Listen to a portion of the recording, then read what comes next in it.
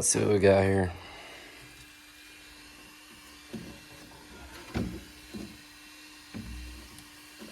I'm out.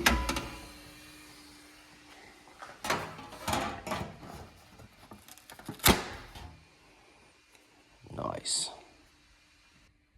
What's up, guys? Today I'm going to show you how to perfectly drill your rear bumper so your parachute mount goes right through the first time.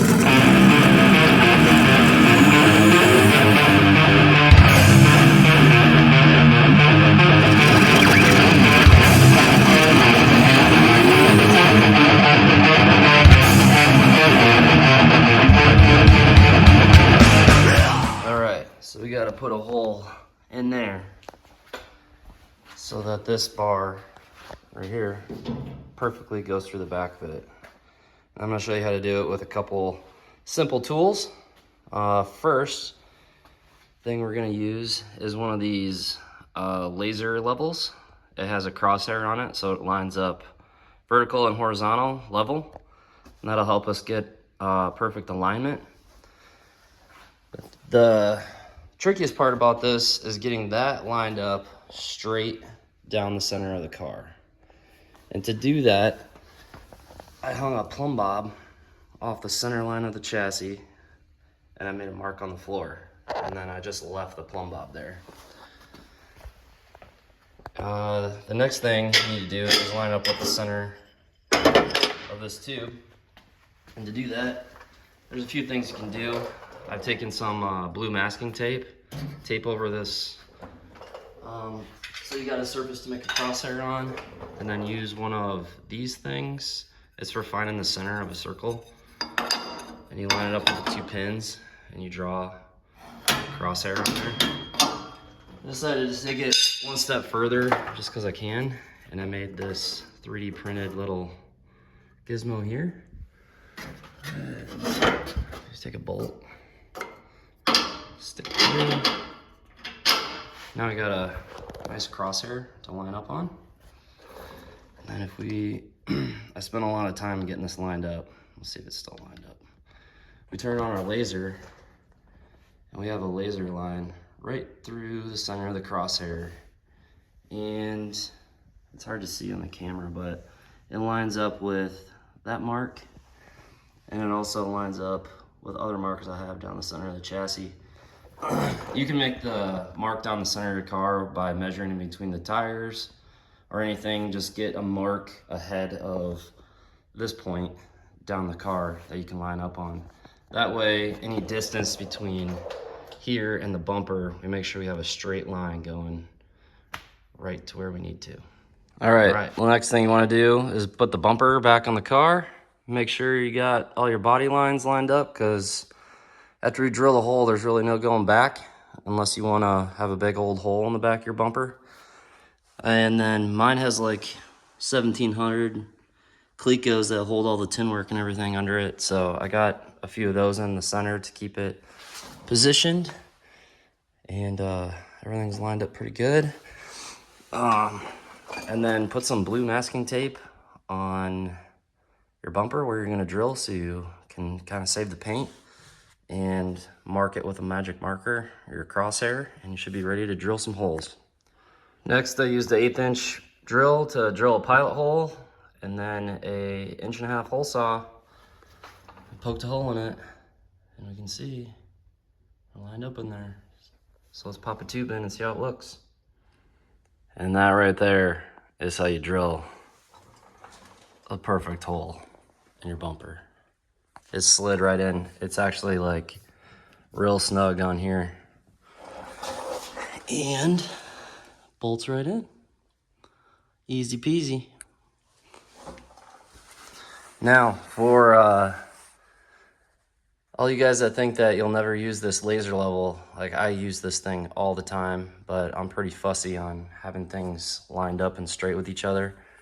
It has a magnet on the back of it, and I just use this dolly for a stand.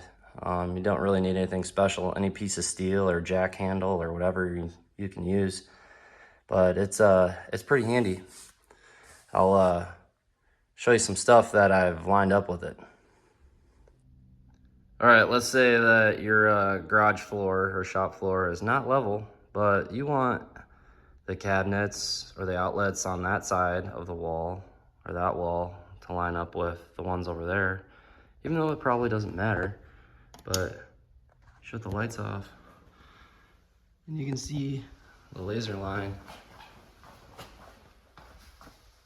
right there.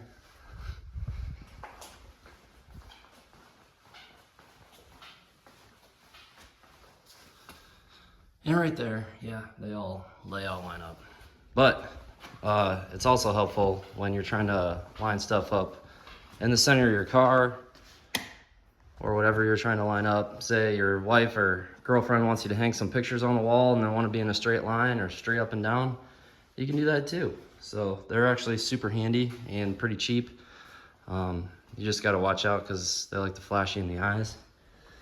And if you have windows in your shop and your neighbors see a laser going through their window, they might freak them out a little bit, but it happens.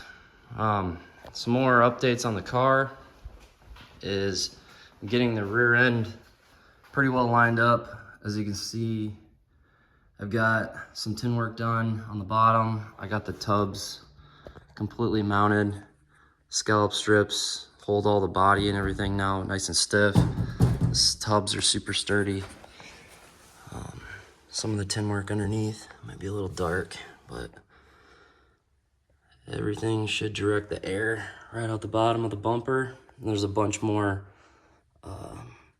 clecos that hold this tin to the bumper, so it keeps the bumper tight too on the bottom, so all the air can flow right out the back.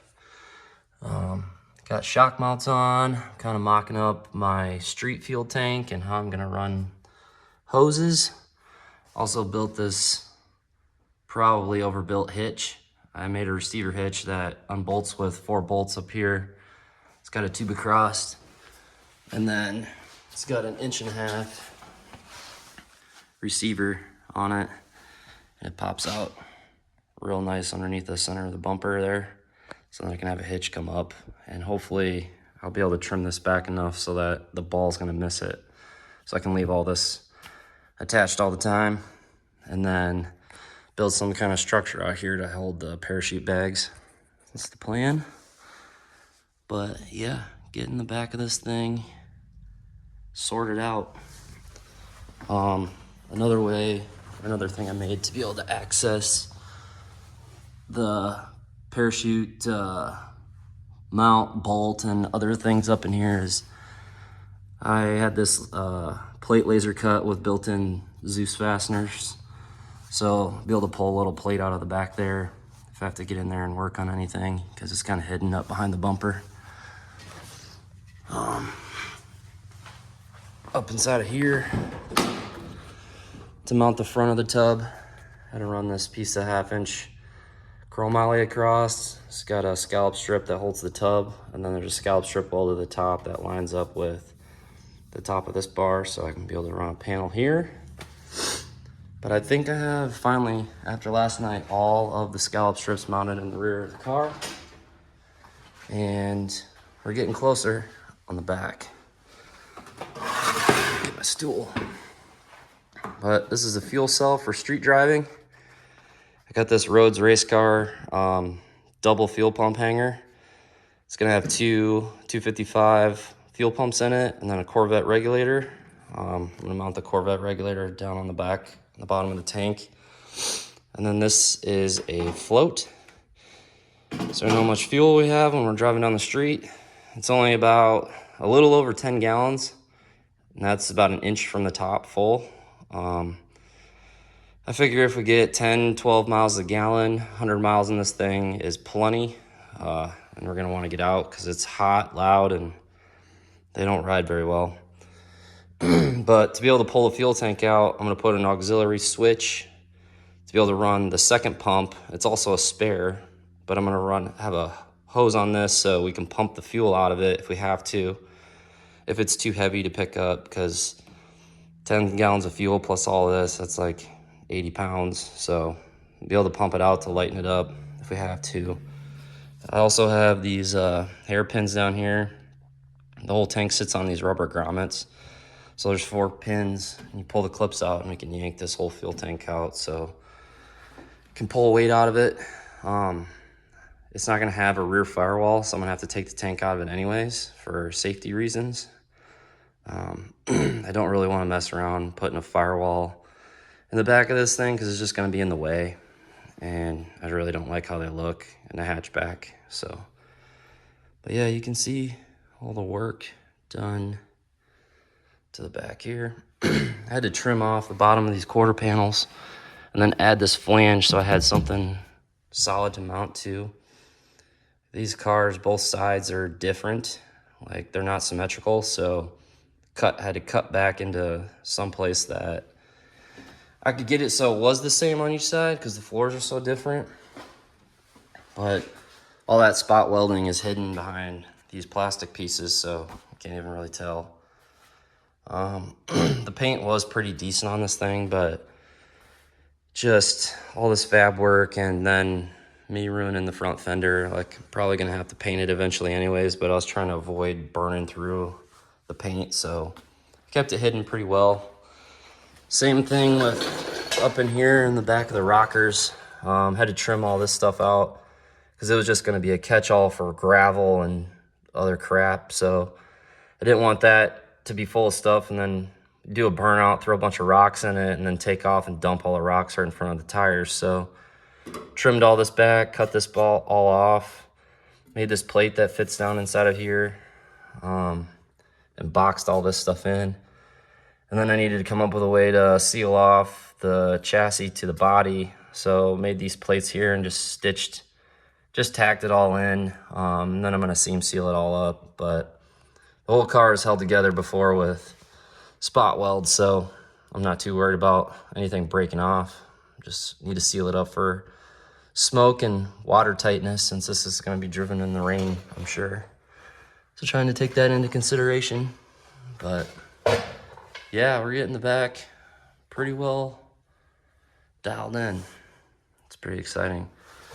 Got the front end, starting to get it mocked up. I'm waiting on some laser cut parts, but I mounted the hood the other night and my slider hinge deal is working great. It's nice and sturdy. Hook can just go up and stay on there. I'm working on how to mount this hood pin up here, and I 3D printed this piece just to make sure my hole location is correct.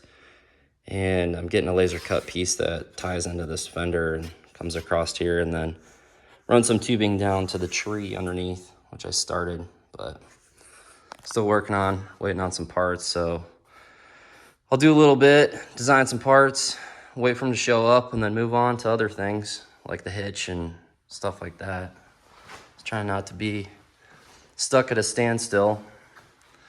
But once we get the front end mounted, I'll be able to pull all these fenders off and do a bunch of finish welding and be able to get rid of my jig that holds the front fenders on, because I need to cut into this fender right here for my downpipe, which I started mocking up. It's 5-inch stainless, and this will be on the turbo side. Come down, and I'll have a V-band here, and then a clockable bullhorn that comes right out here in front of the front tire. Nice and simple. And then probably a brace or something off of this tube to hold it up. But we're getting tight. Definitely tight in the front end. Praying that it's not going to be too heavy up here and I don't have to add weight to the back. But we'll see. Don't know on that yet. Not a lot done on the inside. I did draw up a tunnel to make out of aluminum, but I need to get a dash before I finalize that, just to make sure it's going to clear the bottom of the dash and that stuff. So that'll be coming shortly. But yeah, little update on the car. Hope you learned something about the drilling your back bumper for a parachute pole. I used that method on my blue car and it worked perfectly. and I thought I'd share it because it just works so well, even with just simple tools. The most amount of time is just getting the laser set up, getting everything lined up so it all is straight, and it goes in nice and tight, and it's perfect fit.